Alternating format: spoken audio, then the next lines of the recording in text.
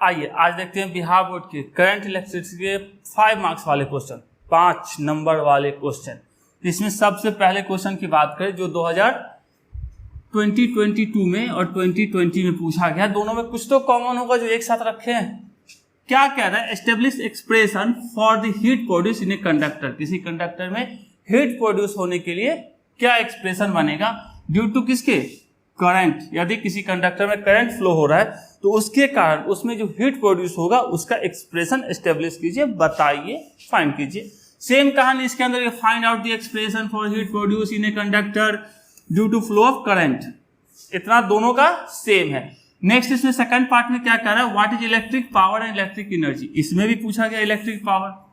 तो हमारे पास दोनों क्वेश्चन में कॉमन क्या है? यहां से यहां तक इसका और यहां से लेके यहां तक दोनों का सेम है। इसमें सेकंड पार्ट यदि बोला जाए इलेक्ट्रिक पावर, इसमें भी पूछा इलेक्ट्रिक पावर। इसमें एक एक्स्ट्रा पूछ दिया 2022 में इलेक्ट्रिक एनर्जी क्या होता है। तो देखते हैं। तो इसको हमने बांट लिया कितने पार्ट में? 3 पार्ट्स के अंदर।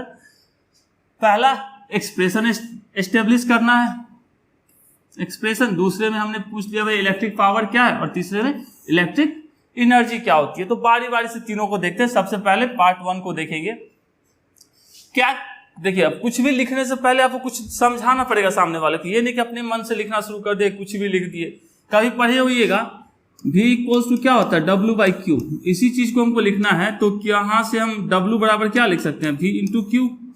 इसका मतलब क्या होता है कि इस चार्ज को इस पोटेंशियल डिफरेंस का अगेंस्ट यदि लेके जाना है तो आपको क्या करना पड़ेगा? कुछ काम करना पड़ेगा, कुछ वर्क करना पड़ेगा। सेम बात यहाँ, when electric charge Q moves किसके अगेंस्ट ए पोटेंशियल डिफरेंस V। ये PD का मतलब क्या? Potential difference. The amount of work done is given by, amount of work done, इसके यहाँ से W बराबर क्या लिख सकते हैं? V into Q। W बराबर Q इंटू V लिखिए, V इंटू Q लिखिए, अच्छी बात है। करंट का हम लोग जानते हैं, करंट क्या होता है? Charge upon time, Q/T। तो Q इक्वल्स टू क्या लिख सकते हैं? I into T। I मतलब करंट, T मतलब टाइम। ओम्स लॉ के हिसाब से हम क्या जानते हैं? V equals to I into R। ये हम इक्वेशन 1, इक्वेशन 2, इक्वेशन 3 मान लिए। तो अब सबको उठा के इस V को, इस Q को उठा के इसके अंदर पुट कर दे तो हमारा क्या वर्क मिलेगा? वर्क इक्वल्स टू हम लोग क्या है जान रहे हैं? Work equals to Q into V, Q into V। Q की वैल्यू कितनी है? Q की वैल्यू है I इंटू T। तो Q की जगह पर हमने रख दिया I इंटू T, और V equals to I into R, V equals to I into R रख दिए। I into I square, R और T। ये वर्क डन जो होता है, यही वर्क डन क्या होता है? एनर्जी के फॉर्म में होता है हमारा। तो कह सकते हैं assuming all that of electrical work done is converted into किसमें? Heat energy. हीट एनर्जी तो कह सकते हैं हीट प्रोड्यूस्ड क्या इक्वल्स टू हो जाएगा? I square RT। और हम लोग जानते हैं वर्क और हीट का एनर्जी यूनिट क्या होता है? जूल होता है। तो इसको जूल के साथ चिपका दिए, और इसी को क्या और कहा जाता है? जूल्स लॉ भी कहते हैं, सेम कहानी को, also known as Joule's law. तो इतना आप चिपका के आओगे तो आप ये क्वेश्चन कंप्लीट करते हैं। मतलब आप डिटेल में लिखिए कि हम लोग क्या जान रहे हैं, नहीं जान रहे हैं, कौन सा डाटा क्या है, नहीं है। चलिए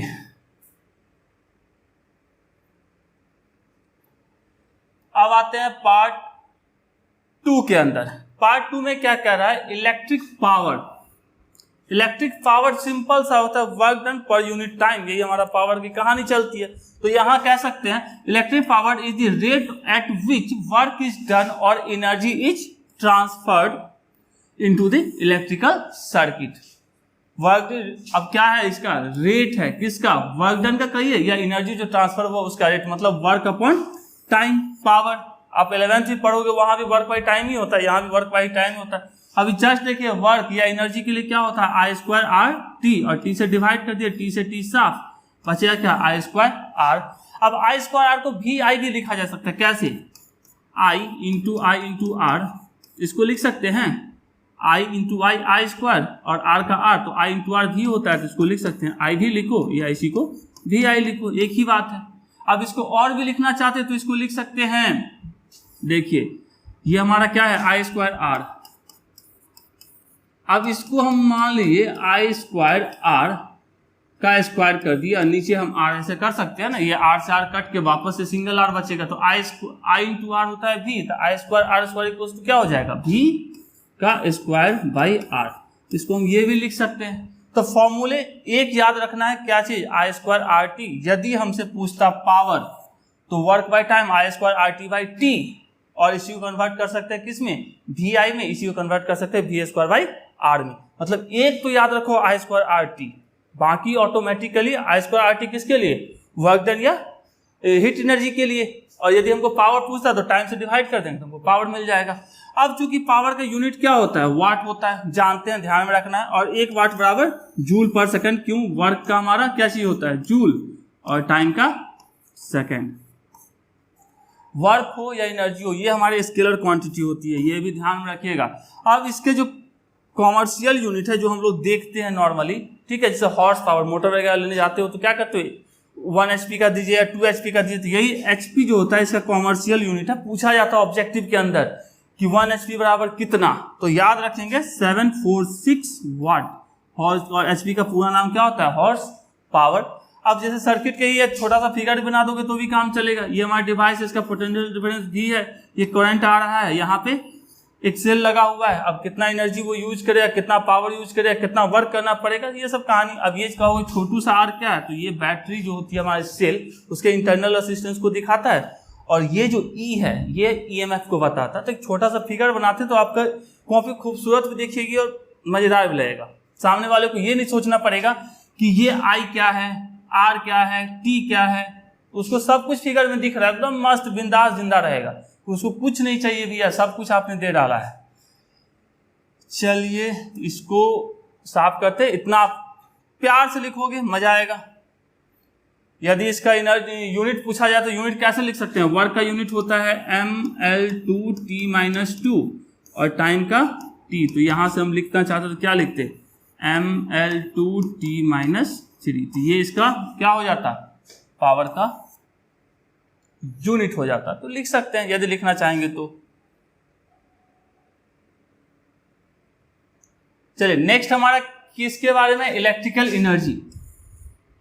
ठीक है, अब एनर्जी का मतलब क्या है, यदि किसी सर्किट में इलेक्ट्रॉन को चलाने के लिए कुछ वर्क करना पड़ेगा ना, ऐसे ही अपने आप तो इलेक्ट्रॉन नहीं चलेगा, तो इलेक्ट्रॉन को चलाने के लिए जो वर्क करना पड़ता है वही वर्क क्या कहलाता है, उसका एनर्जी कहलाता है। तो कह सकते हैं कि work done by the source of EMF. Source, EMF का सोर्स क्या है, बैटरी होता है ईएमएफ का सोर्स, और that is said to maintain electric current in an electric circuit is known as its electrical energy.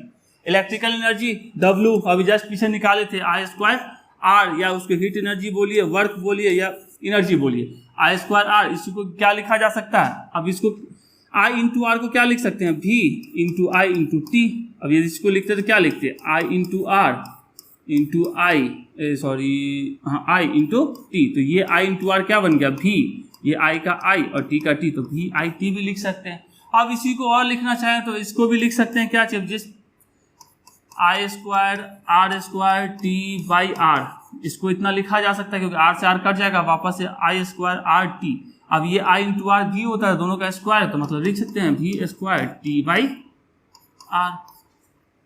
तो तकलीफ वाली कोई बात नहीं है, सिर्फ क्या है, आपको सिर्फ समझना है। एक फॉर्मूला याद कीजिए, 10 याद रहेगा। ऑब्जेक्टिव में फॉर्मूले ही पूछे जाते हैं खूब सारे कस कस के, और ये एक स्केलर क्वांटिटी होती है।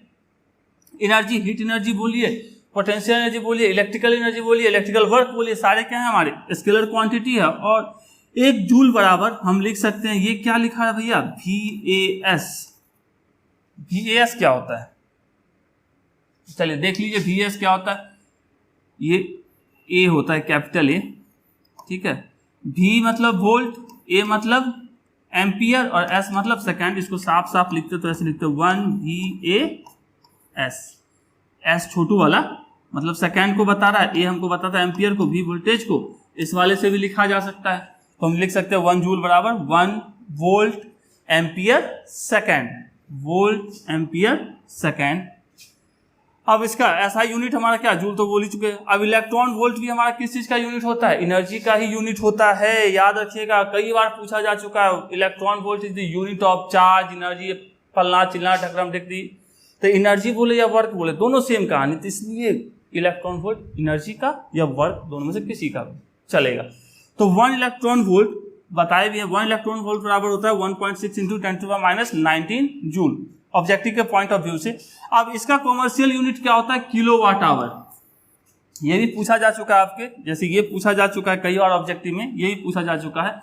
Kilowatt hour is the unit, किस चीज का यूनिट होता है? तो भैया इलेक्ट्रिकल एनर्जी का यूनिट होता है। अब 1 किलोवाट आवर बराबर कितना? 3.6 इंटू 3.6 इंटू 10⁶ जूल। ये कैसे आता है? ये भी ऑब्जेक्टिव जब हम करवाए हैं उस टाइम में आपको बताए हैं कि 1 किलोवाट आवर बराबर 3.6 इंटू 10⁶ जूल कैसे आता है। तो एक्सपेक्ट करते हैं कि आपको समझ में आ रहा होगा। ये फिगर बताते हैं तो आपको किसी भी टर्म को आपको अलग से नहीं बताना पड़ेगा कि V क्या है, I क्या है, T क्या है, R क्या है, ये सारा कुछ फिगर ही बता देगा खुद ब खुद।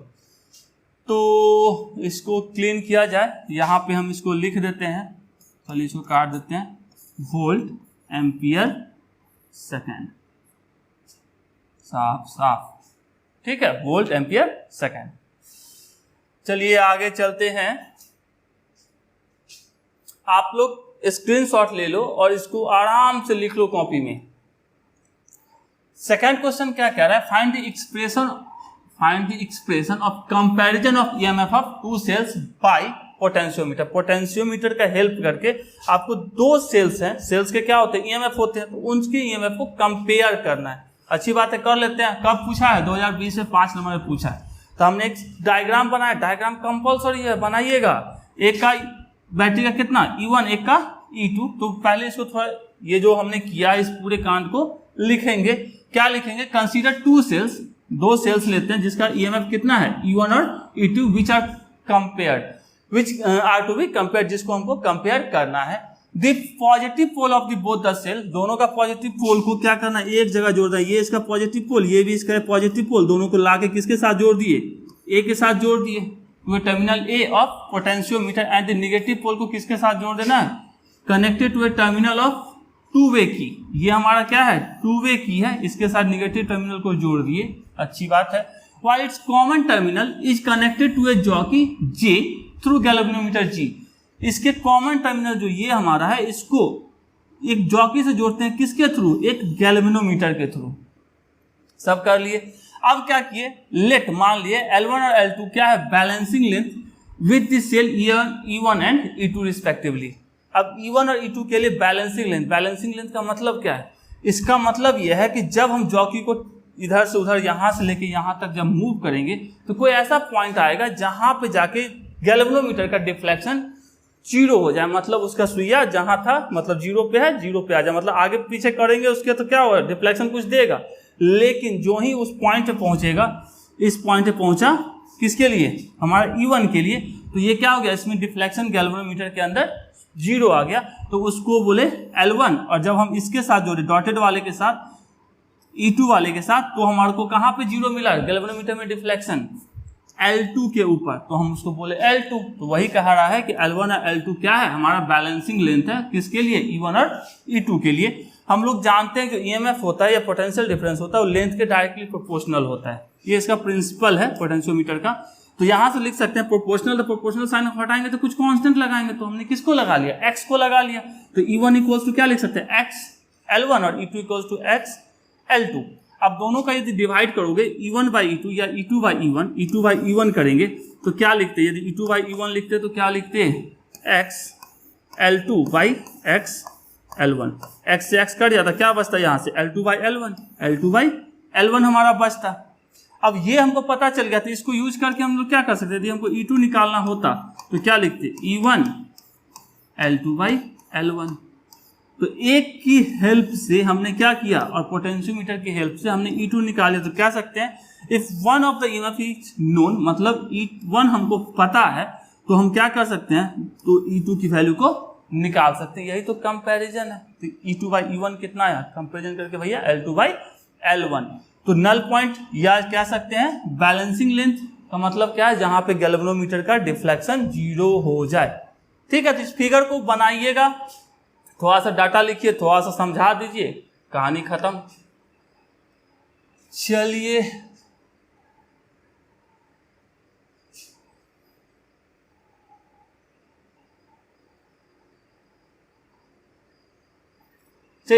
तीसरा नंबर क्या कह रहा है क्वेश्चन भैया, जो भी कह रहा है कब कब पूछ दिया, 19 में पूछ दिया, 18 में पूछ दिया और 15 में पूछ दिया, 3-3 साल बार बार लगातार बनेगी अपनी सरकार। क्या कह रहा है, state and explain Kirchhoff's law. Kirchhoff's law के बताइए, हमको ही पता भैया और आपको ही पता किरचॉफ्स लॉ के किरचॉफ्स के 2 रूल थे, first rule and second rule, मतलब करंट रूल और वोल्टेज रूल।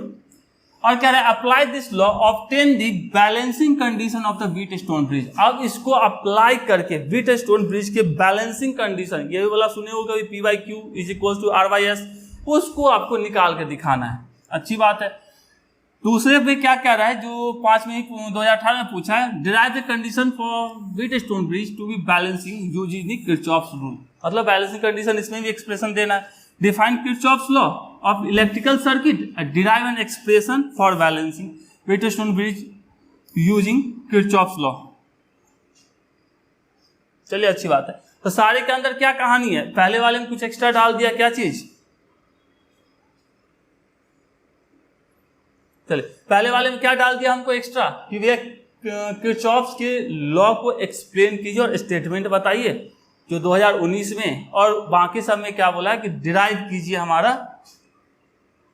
इसमें भी तो सेम ही चीज पूछा है, define Kirchhoff's law of electrical circuit. मतलब इसका फर्स्ट पार्ट और इसका फर्स्ट पार्ट सेम है, बाकी उसका, इसका और ये तीनों का सेकंड पार्ट, मतलब इसका तो फर्स्ट पार्ट ही कहो, तीनों का दूसरा वाला पार्ट जो क्या है सेम है। तो क्या सकते हैं, तीनों को हम बारी बारी से देखते हैं, जिसको 2 पार्ट्स बना लेते हैं।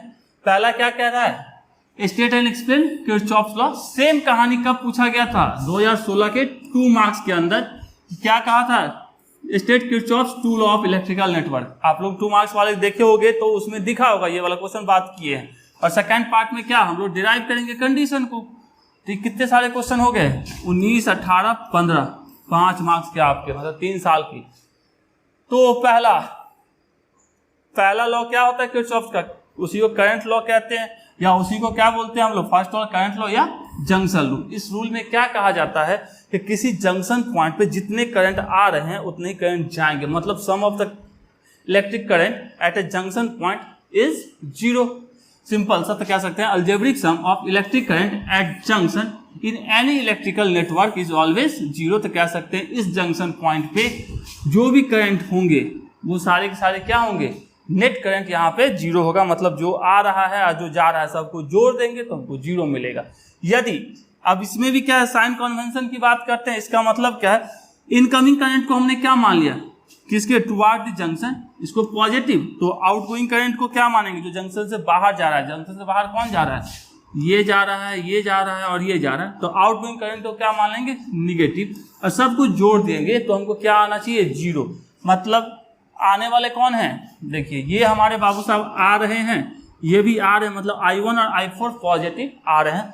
तो I1 और I4 पॉजिटिव, और जा कौन रहे हैं, I3, I2 और I5, I2, I3 और I5 जा रहे हैं। सबको हमने जोड़ दिया तो हमको क्या मिलना चाहिए, 0। तो पॉजिटिव वाले को एक सदब, मतलब जो आ रहे हैं उतने ही बाहर जाएंगे, तो आने वाले और जाने वाले को लिख सकते हैं। और यही कहानी चार्ज के टर्म में भी लिखा जा सकता है कि net charge at the junction point is 0। तो ये किसके ऊपर बेस्ड होता है, कंजर्वेशन ऑफ चार्ज के ऊपर। याद रखोगे, बार बार पूछा जाता था, कंजर्वेशन ऑफ चार्ज के ऊपर बेस्ड होता है कि अपने आप जंक्शन पॉइंट पे कोई चार्ज पैदा नहीं हो सकता है, नहीं पैदा नहीं हो सकता है, नहीं खत्म हो सकता है, ठीक है, नहीं पैदा नहीं खत्म हो सकता है, तो उसी को कंजर्वेशन कहते हैं। तो सिंपल सा है, तो साइन कन्वेंशन याद रखोगे। और दूसरी बात है, ये ओपन और क्लोज सर्किट दोनों के लिए हमारा क्या होता है, वैलिड होता है। हम उम्मीद करते हैं 2 नंबर में थोड़ा कम समझ में आया हो, तो यहाँ ज़्यादा अच्छे समझे होंगे। तो इतना आप चिपकाइएगा। ये तो फर्स्ट सिर्फ क्या हुआ, पहला लॉ।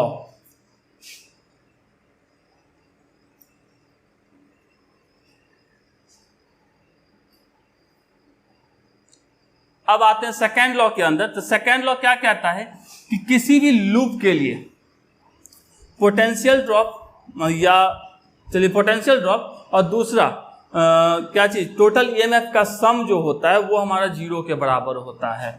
और ये किसके ऊपर बेस्ड होता है, एनर्जी कंजर्वेशन के ऊपर। तो कह सकते हैं सबसे पहली बात ये कंजर्वेशन ऑफ एनर्जी के ऊपर बेस्ड होता है। और क्या कहता है, algebraic sum of all the potential drop. Potential drop किसके कारण आता है, रेजिस्टेंस के कारण आता है। And EMF along any close path in an electric network is always क्या, जीरो। अब जैसे यही सर्किट आपको दिख रहा होगा तो इसमें हमारा क्या है, ये रेसिस्टेंस है, ये रेसिस्टेंस है, ये रेसिस्टेंस है, और ये हमारा क्या है, ये हमारे सेल्स हैं, बैटरी है, ये भी हमारे क्या है, सेल है। तो इसके अंदर आप लोग को ये बताया जा चुका, पिछले बार भी बताए थे 2 नंबर वाले में भी। तो सबसे पहले शुरुआत कहाँ, कौन से लूप के लिए करते हैं, ए बी सी ए में हम सबसे पहले साइन कन्वेंशन इसका सीख लेते हैं, ठीक है। उसके बाद आप डायरेक्ट यूज करोगे, ऐसे यहां तो लिखे ही है। यदि सेल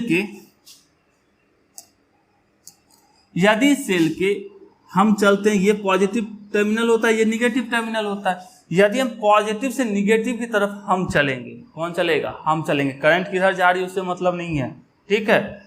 पॉजिटिव से निगेटिव की तरफ जाएंगे तो हम ईएमएफ को निगेटिव मानेंगे, और निगेटिव से पॉजिटिव की तरफ आएंगे, जैसे यहाँ दिख रहा है, निगेटिव से पॉजिटिव आएंगे तो ईएमएफ को पॉजिटिव मानेंगे, प्लस ही लेंगे। और पॉजिटिव से निगेटिव मतलब यदि हम ऐसे चलते हैं यहाँ से निगेटिव से प्लस वाले की तरफ, ईएमएफ हमारा पॉजिटिव होगा, और उल्टा चलेंगे तो निगेटिव होगा। उस तरह रेसिस्टेंस के केस में करंट के डायरेक्शन में जा रहे हैं तो हम लोग पोटेंशियल ड्रॉप को मानेंगे निगेटिव। यदि करंट के अपोजिट डायरेक्शन में मतलब ऐसे जाते तो यहाँ पे हमारा क्या होता है, I R positive. Sign convention है, आगे बात करेंगे। तो पहले लूप में ए बी सी ए इस वाले लूप की बात करें तो सबसे पहले हम ए से बी की तरफ जा रहे हैं, ए बी सी ए में ए से बी की तरफ जाएंगे तो हमको कौन मिला, ये बहादुर मिला। इसमें हम कैसे जा रहे हैं, बड़े वाले से छोटे वाले की तरफ, छोटे वाले से बड़े वाले की तरफ नहीं आ रहे हैं, मतलब पॉजिटिव से निगेटिव की तरफ जा रहे हैं, सेल के अंदर हम जा रहे हैं। तो ये हमारा क्या हो जाएगा, निगेटिव हो जाएगा। यदि छोटे वाले से बड़े वाले की तरफ जाते तो प्लस लेते, लेकिन बड़े वाले से छोटे वाले की तरफ जा रहे हैं तो माइनस लेंगे, इसलिए यहाँ हमने क्या रखा, -E1। आप पहुंचे किसके पास, इस बहादुर के पास पहुंचे। इस बहादुर में करंट कैसे चल रहा है, करंट हमारा ऐसे चल रहा है, कुछ तो मानोगे करंट का डायरेक्शन, पिछले बार ही बात किए थे।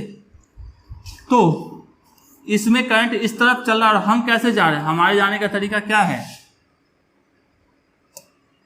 हमारे जाने का तरीका ये है, और करंट के चलने का तरीका क्या है, इस तरफ। तो दोनों एक दूसरे के अपोजिट है, मतलब हम जा रहे हैं और करंट उसी डायरेक्शन में जाता तो निगेटिव होता, लेकिन करंट के उल्टे दिशा में जाएंगे तो पॉजिटिव लेंगे। तो हम इसने क्या लिया, पॉजिटिव I1 R1, क्योंकि इससे करंट I1 आ रहा है। फिर सी पे आए, सी से हम कहाँ को आना है, ए को, इससे करंट यहाँ से गया था I2, इधर से आया I1, तो इसमें कितना हो जाएगा, I1 + I2। तो यहाँ से हमको जाना कहाँ है, सी से ए को जाना है, करंट जा रहा है इस तरफ और हम कैसे जा रहे हैं, उल्टा, तो मतलब वापस ये पॉजिटिव। सेम कहानी इसके साथ ACDA के अंदर, ACDA, ए से सी जाएंगे, ये रेसिस्टेंस मिलेगा, हमारे चलने का डायरेक्शन और करंट का डायरेक्शन, हम भी जा रहे हैं कैसे, ऐसे, करंट भी सेम ऐसे ही जा रहा है, तो ये निगेटिव होगा हमारा, इसको निगेटिव लिखेंगे। और सी से डी की तरफ, सी से डी की तरफ, तो सी से डी की तरफ पहले हमको रेसिस्टेंस मिला, रेसिस्टेंस पे हम भी जा रहे हैं ऐसे करके, ऐसे, मतलब क्लॉकवाइज चल रहा है तो मतलब ऐसे जा रहे हैं। तो हमारे चलने का भी डायरेक्शन और करंट का भी डायरेक्शन सेम, तो वापस से ये निगेटिव, ये हमारा वापस है निगेटिव। अब ये पहुंचे सेल के अंदर, तो इसमें छोटे वाले से बड़े वाले की तरफ हम जा रहे हैं, तो ये क्या होगा, पॉजिटिव, छोटे वाले से बड़े वाले की तरफ पॉजिटिव, तो ये पॉजिटिव।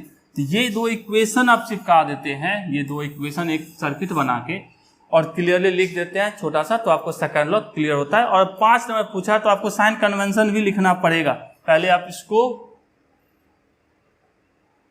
देखिए। ये इतना आसान नहीं है कि मतलब हर एक, देखिए ये सब ज्यादा कॉन्सेप्ट अच्छा तब होता है जब आप क्या बनाइएगा, न्यूमेरिकल्स बनाइएगा। तो न्यूमेरिकल्स आपके बुक में है तो आप देख सकते हैं, उसको बनाने की कोशिश कीजिए। वैसे न्यूमेरिकल पूछे नहीं गए हैं अभी 2009 से लेके अभी तक में, तो इसको थोड़ा साफ कर देते हैं, नोट कर सकते हैं। चलिए अब इसके साइन कन्वेंशन को समझ लीजिए, पढ़ाया गया तो होगा ही आपको। साइन कन्वेंशन में क्या है, पहला कह रहा है कि यदि हमारे चलने का डायरेक्शन छोटे वाले से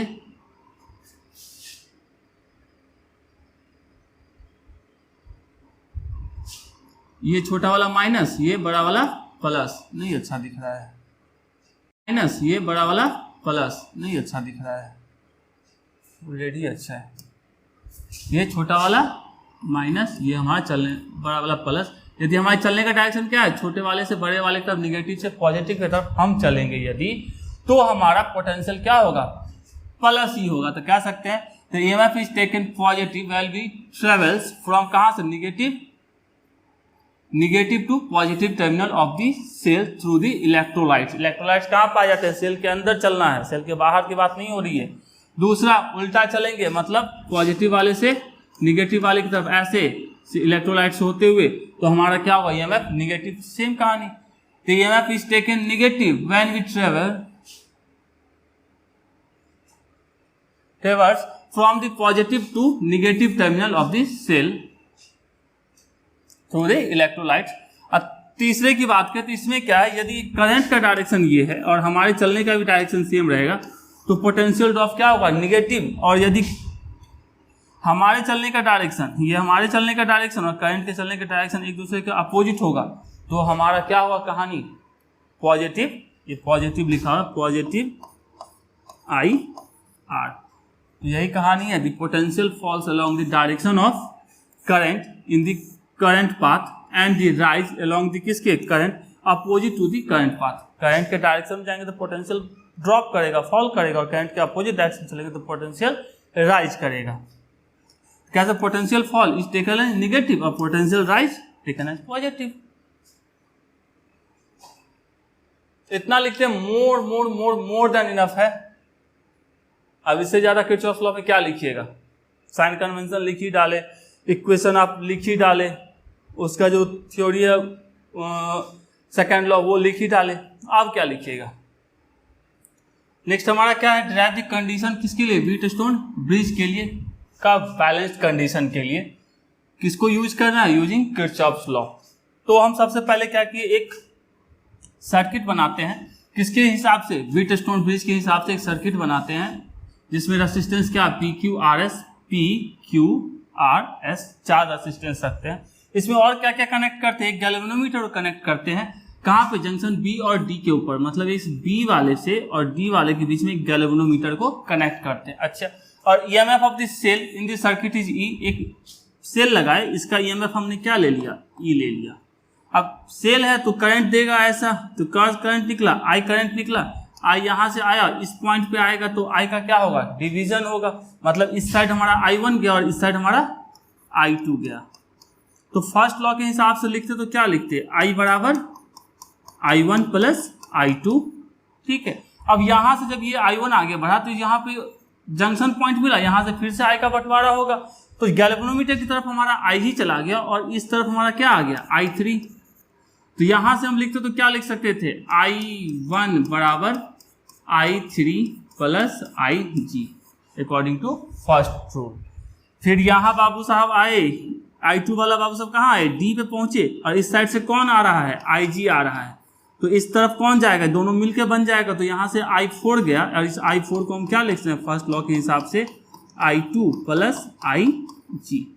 ये अपना थोड़ा सा एक्स्ट्रा ज्ञान। अब वापस से ये कहाँ पहुंचा, I4 और I3 पहुंचा कहाँ, इस वाले सी वाले जंक्शन पे, और इस साइड क्या जाएगा हमारा, इस साइड जाएगा दोनों का सम, दोनों को जब जोड़ोगे तो क्या मिलेगा हमको, यहाँ से I3 और यहाँ से I4, तो यहाँ से I3 और I4 मिलकर वापस से हमारा क्या बना देगा, यहाँ पे हमारा करंट I बना देगा।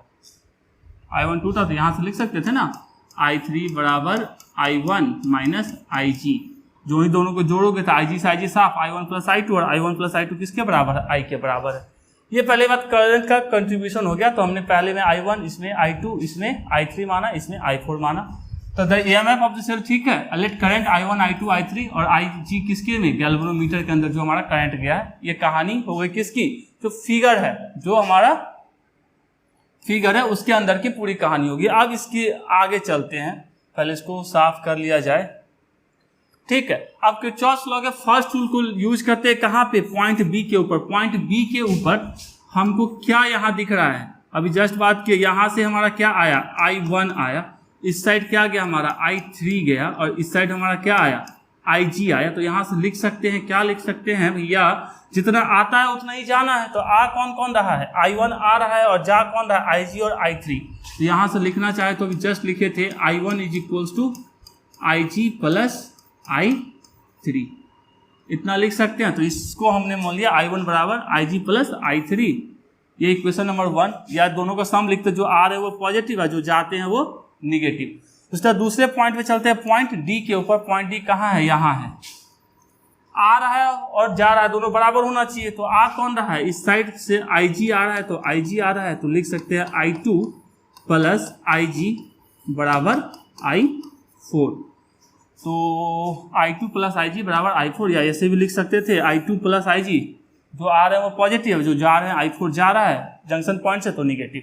तो इक्वेशन 1 और इक्वेशन 2 मान लिया। अब किरचॉफ्स रूल लगाते हैं किसके ऊपर? किरचॉफ्स रूल लगाते हैं ABDA के ऊपर। ABDA। तो चलो हम कैसे घूमना शुरू करते हैं? क्लॉकवाइज घूमना शुरू करते हैं। अभी जस्ट आप साइन कन्वेंशन पढ़े हैं, यदि हमारे चलने का डायरेक्शन और करंट के चलने का डायरेक्शन सेम होगा तो पोटेंशियल ड्रॉप होगा। तो मतलब इस रेसिस्टेंस के कारण पोटेंशियल क्या होगा? ड्रॉप होगा। तो माइनस में आएगा, और माइनस I1 इंटू पी, इसको लिख सकते हैं माइनस I1 इंटू पी। फिर आगे चले कहाँ? A से B से, B से अब D की तरफ। तो इसके बीच में क्या मिल रहा है हमको? गैल्वेनोमीटर। इसका रेसिस्टेंस G है और करंट क्या है? IG है। और हमारे चलने का डायरेक्शन और करंट का डायरेक्शन क्या है? दोनों सेम है। तो फिर से पोटेंशियल ड्रॉप, और कितना होगा? IG इंटू G, तो माइनस IG इंटू G। अब वापस किस में आ गए हम लोग? चलने का डायरेक्शन हमारा ये इस तरफ, और करंट कैसे जा रहा है? इस तरफ। दोनों का अपोजिट, मतलब पोटेंशियल राइज। तो इस रेसिस्टेंस के लिए हम लिख सकते हैं कितना? करंट कितना है? I2, और रेसिस्टेंस क्या है? I है। तो लिख सकते हैं I2 इंटू R, लेकिन पॉजिटिव, क्योंकि यहाँ पोटेंशियल राइज हुआ, अपोजिट दोनों एक दूसरे क्या, तो I2। अब इसी को थोड़ा दाएं बाएं करके ये लिखा जा सकता है, निगेटिव वाले को दाएं तरफ, पॉजिटिव वाले को बाएं तरफ, मतलब दोनों को पॉजिटिव कर लिए। इसको इक्वेशन 3 मान लिया। अब चलते हैं BCDB में। कौन से में? कौन से में चलेंगे? BCDB, इस वाले के अंदर। ये ऐसे, यदि एक में हम चले हैं क्लॉकवाइज तो दूसरे में भी कैसे चलेंगे? क्लॉकवाइज। तो B से C जब हम जाएंगे तो हमको क्या मिला? ये रेसिस्टेंस मिला, ये करंट मिला है, और हमारे चलने का डायरेक्शन और करंट का डायरेक्शन सेम है, तो निगेटिव होगा। तो माइनस लगाएंगे, किधर है? Minus I3 into Q। फिर C से कहाँ? D की तरफ। हमारे चलने का डायरेक्शन और करंट का डायरेक्शन इस तरफ, और हमारे चलने का डायरेक्शन उसके उल्टा, तो मतलब पोटेंशियल राइज होगा। इसका मतलब ये पॉजिटिव होगा, तो पॉजिटिव I4S, ये है ना हमारा।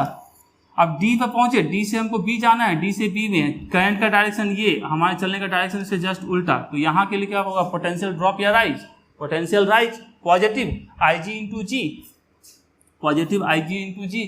अब इसको दाएं बाएं करके लिख सकते हैं, ये हमारा निगेटिव है, दाएं लेगा, ये सबको पॉजिटिव ही था, तो लिख सकते हैं I3Q बराबर इतना। तो ये इक्वेशन 1 2 3 4, यहां तक आपको ध्यान में रखना है कि ये 4 इक्वेशन है।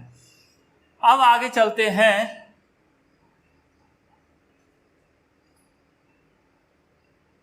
अब आगे व्हीटस्टोन ब्रिज कब कहा जाता है कि वो हमारा बैलेंस्ड कंडीशन में है? जब गैल्वेनोमीटर से डिफ्लेक्शन 0 हो। इसका मतलब है कि उससे कोई करंट पास नहीं करता। इसका मतलब है कि वहां पे IG की वैल्यू क्या होगी? 0 होगी। तो इसी को लिखेंगे Wheatstone bridge state to be balanced condition when, कब? The value of current flowing through the galvanometer is 0, it means IG equals to 0। अब क्या किया? इक्वेशन 1 2 3 4 जो पीछे निकाले सब में IG की वैल्यू 0 डाल दिए। जैसे ये निकाले थे ना इक्वेशन में, IG की वैल्यू 0 डालेंगे क्या होगा? I1 is equals to I3, यहाँ है I1 is equals to I3, इसको इक्वेशन 4 माने। अब इक्वेशन इसमें आते हैं, इसमें IG बराबर 0 डालोगे क्या होगा? I2 इक्वल्स टू I4, तो I2 इक्वल्स टू I4। अब इसमें यदि हम डालते हैं IG बराबर 0, मतलब ये पूरा टर्म 0, तो लिख सकते हैं I1P is equals to I2R, तो I1P इक्वल्स टू I2R। उसी तरीके से हम लास्ट वाले में, इसमें IG बराबर 0 डालते हैं, ये पूरा 0, तो लिख सकते हैं I3Q equals to I4S, I3Q equals to I4S। इसको इक्वेशन कितना मान लिए? 5 6 7 8।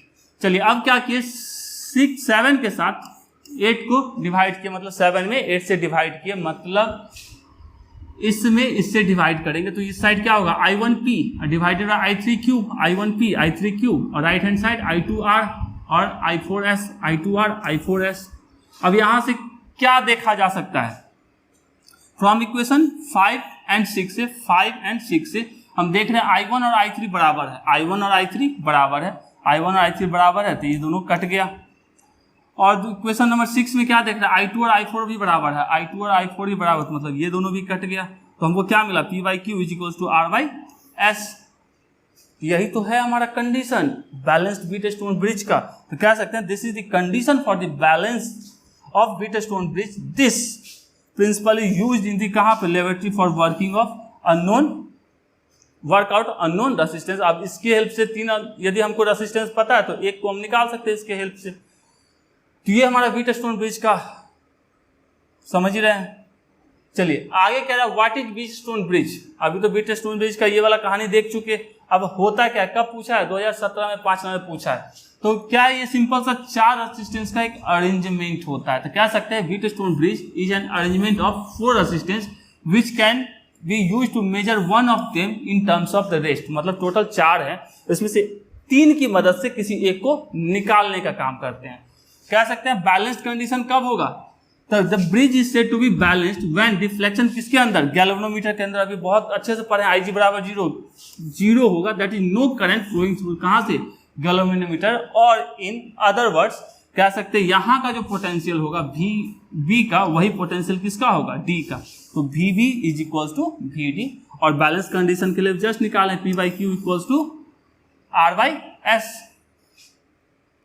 अब बैलेंस कंडीशन केस में यदि इस टाइप का हमारा कोई रेसिस्टेंस रहता है, आप लोगों को ऑब्जेक्टिव में ही पूछा गया कई बार, तो इस टाइप का रहता है, यदि हमारे पास R1 by R3 is equals to R2 by R4 आ जाता है, तो इसका मतलब है ये जो बीच वाला रेसिस्टेंस है इसके रहने नहीं रहने से कोई मतलब नहीं, क्योंकि इससे होकर करंट पास नहीं करेगा। तो उस केस में हम इसको जब बनाते हैं उस टाइम में इस वाले को हटा के कुछ ऐसा लिखते हैं, ठीक है। तो इससे हमको क्या पता चलता है कि इसको बनाना आसान है। ये दोनों हमारे किस में है, सीरीज में, ये दोनों सीरीज में, दोनों का निकाल दिए, फिर दोनों का पैरेलल कर लिए। अब इसको ऐसे लिखो, चाहे इसको ऐसे लिखो, R1 बाई R2 बराबर R3 बाई R4, एक ही बात है दोनों। R3 और R2 को इंटरचेंज कर दिया, R2 को इंटरचेंज कर दिया, सेम कहानी। तो ऐसे लिखो या ऐसे लिखो। ये हमारा क्या हो गया, फर्स्ट पार्ट कह रहा है व्हाट इज व्हीटस्टोन ब्रिज। अब कह रहा है explain it's use in detail. अब इसके यूज को भी बताना है, तो फिगर बनाना कंपलसरी। फिगर आप बनाओगे, ये हमारा K1 का मतलब होता है ये की है, ठीक है। जब चालू करना हो करें चालू करें, नहीं चालू करना हो नहीं करें, अपनी इच्छा। और ये K2 भी हमारे क्या है, की को बता रहा है। अब बनाते हैं तो भला, नहीं बनाते हैं तो भी भला। अब इसके यूज की बात करें तो पहला यूज क्या होता है, utilize. Wheatstone bridge is utilize for measuring किसको, very low resistance value accurately. जब रेसिस्टेंस की वैल्यू काफी कम होती है तो उसको मेजर करने के लिए ये यूज किया जाता है। A Wheatstone bridge besides an operational amplifier is used to measure the physical parameter. जैसे हमको टेम्परेचर मेजर करने के लिए भी हम व्हीटस्टोन ब्रिज का यूज करते हैं, स्ट्रेन के लिए, लाइट वगैरह की इंटेंसिटी देखने के लिए भी हम लोग यूज करते हैं। तीसरा, we can also measure the quantities, capacitance, inductance और क्या चीज, इम्पीडेंस यूजिंग एट से variation of the Wheatstone bridge. तो मतलब कैपेसिटेंस, इंडक्शन वगैरह कोई मेजरमेंट के लिए, या हमारा क्या है टेम्परेचर, स्ट्रेन, लाइट इंटेंसिटी वगैरह इसको मेजर करने के लिए। और तीसरा क्या है, वेरी लो रेसिस्टेंस को एक्यूरेटली मेजर करने के लिए हम लोग इसका यूज करते हैं। तो ये 3 आपके हैं।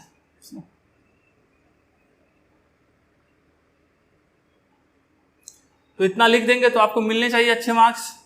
चलिए आगे चलते हैं। नेक्स्ट हमारा क्या, what is metre bridge, determine the unknown resistance by metre bridge. Metre bridge क्या है, पार्ट 1 में हम लेके चलते हैं। और दूसरा क्या है, इससे कैसे मीटर ब्रिज से किसी अननोन रेसिस्टेंस को निकाला जाता है। कब पूछा, 2016 में।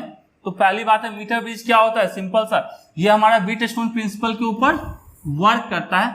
और इसका काम क्या होता है, किसी अननोन रेसिस्टेंस को फाइंड करना। जैसे ये हमारा क्या है, मीटर ब्रिज है, यहाँ पे हमको एक रेसिस्टेंस क्या है, नोन है, यहाँ पे क्या है, एक्स जो लिखा हुआ है अननोन है। अब इसको फाइंड करने के लिए हम इस मीटर ब्रिज का यूज करेंगे। इसमें भी हमारा क्या होता है, एक गैल्वेनोमीटर लगा होता है, एक ये हमारा जॉकी लगा हुआ है। ये मीटर ब्रिज नाम क्यों पड़ा हुआ है, क्योंकि यहाँ से यहाँ तक A से C तक की डिस्टेंस कितनी होती है, 1 मीटर होती है या 100 सेंटीमीटर होती है। तो जॉकी को इधर से उधर टहलाओगे, जिस जगह पे जाएगा, मतलब जिस ऐसे जगह पे जाए जहाँ पे गैल्वेनोमीटर में डिफ्लेक्शन 0 हो जाएगा, तो वहाँ पे R बाई ये लेंथ, X बाई ये लेंथ डिवाइड कर दोगे तो आपको X की वैल्यू निकल जाएगी। क्योंकि आप स्केल पे मेजर कर सकते हैं ना, A से B की दूरी कितनी है, B से C के बीच की दूरी कितनी बच गई। तो कह सकते हैं metre bridge consist of a wire whose length कितना होता है, 1 मीटर या 100 centimetre. That is why is known as metre bridge. ठीक है, एकदम आसान सा चीज़ है। ए से बी तक का डिस्टेंस 1 मीटर है, हम इसलिए हमको मीटर ब्रिज नाम रखते हैं। अननोन रेजिस्टेंस फाइंड करना है। When there is no deflection किसमें, गैल्वेनोमीटर, देन ब्रिज को क्या बोला जाता है, बैलेंस्ड कहा जाता है। गैल्वेनोमीटर में डिफ्लेक्शन नहीं आएगा तो फिर क्या है हमारा, बैलेंस्ड है। तो उस केस में हम ये वाला पढ़े हैं, P/Q is equals to R/S Wheatstone bridge के लिए। तो मीटर ब्रिज में भी सेम कहाँ लगाते हैं, R, और ये हमारा A से B तक का डिस्टेंस कितना है, L है, तो डिवाइडेड बाई R/, चलिए ऐसे लिख लेते हैं, R/L is equals to x/100 minus L, ऐसा लिख सकते हैं। अब यहाँ पे थोड़ा दायां बायां करोगे तो क्या लिख सकते हो, R इसको इधर ले आए, इसको ऊपर लेके जाए, तो ये हमारा x आ जाएगा, तो R/x is equals to L/100 minus L, वही तो लिखा हुआ L/100 माइनस L, R/x। तो यहाँ से हमको जो भी निकालना है, x जैसे निकालते हैं, x बराबर लिख सकते हैं कितना, यदि x बराबर लिखना होता तो क्या लिखते हैं, x बराबर लिखते R into L/100 minus L, कितना, x बराबर R इंटू, अरे उल्टा हो गया, यहाँ लिखते x बराबर R100 minus L divided by L, ये ऊपर जाएगा, ये नीचे जाएगा, ये ऊपर आ जाएगा, x बराबर R into 100 minus L divided by L, और ये 100 क्या है, सेंटीमीटर में है, तो L की भी वैल्यू किस में डालेंगे, सेंटीमीटर में डालेंगे, तब जाके हमको अननोन रेजिस्टेंस निकलेगा। छोटा सा है, आराम से इसको समझा जा सकता है। तो यदि हम फिर से लिख देते हैं, x बराबर 100 minus L divided by L into R, ठीक है। पार्ट 2 में क्या कह रहा है हमारा, determine the unknown resistance by metre bridge. Metre bridge के हेल्प से हमको अननोन रेजिस्टेंस निकालना है। ये हमारा मीटर ब्रिज है, तो मीटर ब्रिज में हमारे पास क्या है, ये एक अननोन रेजिस्टेंस है, ये हमको निकालना है इसकी हेल्प से। मतलब ये हमको R पता है, यहाँ से लेके C तक के, A से C तक के डिस्टेंस कितना, 100 सेंटीमीटर या 1 मीटर, ये भी पता होता है हमको। ये गैल्वेनोमीटर है, ओके। अब ये हमारा जॉकी लगा हुआ है इसके साथ। अब क्या किए, जॉकी को थोड़ा दायां बायां खिसकाए, जिससे हमको G में करंट की वैल्यू 0 मिल गई, मतलब वो नल पॉइंट मिल गया। कौन सा पॉइंट मिल गया, B, ठीक है। तो इस भावनाओं को लिख लेते हैं, let L and 100 minus L और 100 minus L be the distance of a null point B। ये नल पॉइंट B जो हमारा है वहां पर का डिस्टेंस है, balancing length, measured in centimetre from कहाँ से, इंड A से। इंड A से B तक का डिस्टेंस क्या ले मान लिए, L, और C तक का डिस्टेंस 100 माइनस L, ये लिख दिए। Of the wire AC respectively and sigma be the resistance per unit length. अब इस जो वायर लगा हुआ है इसका तो कुछ रेसिस्टेंस होगा, तो per unit length, resistance per unit length को हमने मान लिया, अच्छी बात है। Here R and X resistance of wire AD, ये A हमारा, ये हमारा D, मतलब इसके बीच में जो लगा हुआ है उसका रेसिस्टेंस R, और D और C के बीच में जो लगा हुआ है उसका क्या, X नाम रख लिए, मतलब C और D के बीच में। किसमें, हमारा व्हीटस्टोन नेटवर्क के अंदर बैलेंसिंग कंडीशन के बारे में पढ़े हैं कि इस दोनों का रेशियो बराबर इन दोनों का रेशियो, या ऐसे लिखते हैं इसका बाई इसका, इसका बाई इसका लिख सकते हैं। तो कह सकते हैं x बाई R बराबर क्या है, इस वाले वायर का रेसिस्टेंस, मतलब C से B तक का रेसिस्टेंस, बाई B से A तक का रेसिस्टेंस। तो कह सकते हैं रेसिस्टेंस ऑफ वायर CB बटे रेसिस्टेंस ऑफ वायर AB। अब रेसिस्टेंस क्या होगा, लेंथ तुमको पता है, और पर यूनिट लेंथ का रेसिस्टेंस कितना, ये हमको देख के रखा है, हम डाटा में लिखे हैं। तो हमारा CB का डिस्टेंस कितना है, C से B तक का 100 माइनस L, तो यहाँ लिख लिया 100 माइनस L इंटू सिग्मा।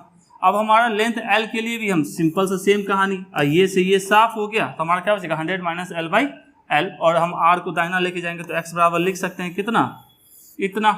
यदि लिखना चाहते थोड़ा सा, चलिए साफ सुथरा करते हैं, यदि हम लिखना चाहते हैं इसको क्या लिखते हैं, ये दोनों साफ, यहाँ से क्या बचता है 100 minus L divided by L।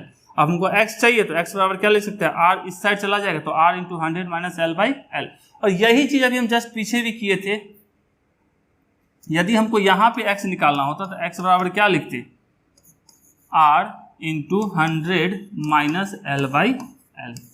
जो कहानी यहाँ सेम कहानी यहाँ दिख रहा है 100 minus L by L, 100 minus L by L. तो ये आसान था, आराम से आप समझ सकते हैं हर एक चीज को। चलिए 6 नंबर क्वेश्चन कब का पूछा हुआ है, 2014 के 3 मार्क्स के अंदर। अब हमको पूछ क्या रहा है, determine the potentials at the point x1 x2, मतलब ये वाला पॉइंट हमारा क्या है x1 और ये वाला पॉइंट क्या है हमारा x2, इस दोनों पे आपको पोटेंशियल बताना है। तो पोटेंशियल बताने के लिए सबसे पहले हमको क्या चाहिए कि यार 2 सेल लगा हुआ तो करंट चलेगा, करंट कितना चलेगा वो निकालना है। तो किधर चलेगा ये भी सबसे ज्यादा। अब ये बैटरी 4 वोल्ट का, ये बैटरी 2 वोल्ट का, तो कौन किसको रोकेगा, इसके पावर के सामने ये कुछ नहीं है, मतलब ये इधर से चार्ज भेजेगा, ये क्या करेगा उसको रोकने की कोशिश करेगा, क्योंकि ये इधर से देना चाहेगा और ये ऑलरेडी इधर से 4 से दे रहा है, तो ये 2 वाला को क्या करेगा, कुछ नहीं सुननेगा। तो मतलब यहाँ से करंट चलेगा ऐसा, और इसमें भी कैसे चलेगा I, और ये भी हमारा I। तो I की वैल्यू सबसे पहले निकालते हैं। हम लोग जानते हैं V equals to I into R, तो I बराबर क्या लिख सकते हैं V बाई R, और पोटेंशियल डिफरेंस कितने का है V बराबर ये 4 और 2 उसके अपोजिट में खड़ा है, मतलब अब टोटल कितना हो गया 4 माइनस 2, और रेसिस्टेंस कितने 1 2 3 रेसिस्टेंस है, मतलब तीनों कैसे जुड़े हैं सीरीज में, तो मतलब 4 प्लस 2 6 प्लस 2 8, ये हो गया हमारा 2/8, मतलब कह सकते हैं 1/4। ये हमारा क्या निकल गया, करंट निकल गया। अब चलते हैं कहाँ से, हमको x1 निकालने के लिए, तो इस वाले को मान लिया क्या 0 या O, वहां से चलेंगे तो इसका पोटेंशियल कितना 0, वहां से चले हम। सबसे पहले क्या मिला हमको 2 वोल्ट का बैटरी मिला। चल कैसे रहे हैं हम, ऐसे चल रहे हैं ना, ऐसे, तो हमको कैसे चले प्लस वाले से माइनस वाले की तरफ, तो पॉजिटिव से निगेटिव तक जाएंगे तो पोटेंशियल क्या होगा ड्रॉप करेगा, तो लिख सकते हैं -2 वोल्ट। अब कहाँ पहुंच गए 2 ओम वाले रेसिस्टेंस पे, हम चल रहे हैं ऐसे, करंट भी चल रहा है ऐसे, तो पोटेंशियल क्या होगा ड्रॉप होगा कि राइज करेगा, पोटेंशियल ड्रॉप करेगा, मतलब इसको लिख सकते हैं 2 इंटू I। अब इसको टपेंगे कहाँ पहुंचेंगे x1 में, मतलब अब इसके पास पोटेंशियल कितना x1 का। अब इसको सॉल्व किया जाए, मतलब -2 इंटू 1/4, मतलब ये हो गया कितना 2, तो इसको लिख सकते हैं -2 और ये हो गया -0.5 x1, तो यहाँ से हमको x1 बराबर आ गया -2.5 क्या वोल्ट, क्योंकि पोटेंशियल है वोल्ट। तो हमारा x1 निकल गया। अब हमको चाहिए क्या x2, तो वापस से चलते हैं किससे, वो से ही चलते हैं, ऐसे चल सकते हैं ना, तो वो से कहाँ तक चलेंगे, हमको चलना है x2 तक, मतलब फ्रॉम अर्थ टू x2, अर्थ के लिए 0। अब हम चल रहे हैं ऐसे, करंट कैसे चल रहा है ऐसे, दोनों एक दूसरे के क्या है अपोजिट है, तो यहां से हमारा क्या हो जाएगा +2 I, कहाँ पहुंच गए सीधे बराबर x2 के ऊपर पहुंच गए, यहां से टपेंगे सीधे x2 पे पहुंचेंगे, तो यहां से x2 बराबर लिख सकते हैं 2I, मतलब 2 इंटू I की वैल्यू कितनी है 1/4, तो ये हो गया हमारा कितना 0.5 वोल्ट, 0.5 वोल्ट x2 आ गया हमारा, -2.5 वोल्ट हमारा क्या आ गया ही x1। तो आसान सा क्वेश्चन था, और आपके जो बुक में दिया हुआ क्वेश्चन बैंक के अंदर मतलब पता नहीं क्या दिए हुए है, कुछ बुक्स के अंदर ये लिखा ही नहीं है, कुछ की बुक के अंदर डाटा ही कुछ और है। तो क्वेश्चंस उम्मीद करते हैं समझ में आ गया, यदि डाटा कुछ और भी दे के रखेगा तो भी आप सेम चीज लगाओगे, अपना बना लोगे। तो ये आपके क्वेश्चंस खत्म हुए, टोटल 6 क्वेश्चंस थे आपके 5 मार्क्स के अंदर। उम्मीद करते हैं आपको समझ में आया होगा, तो अपना लाइक्स कमेंट जरूर दें और अपने दोस्तों के साथ शेयर जरूर करें। Thank you.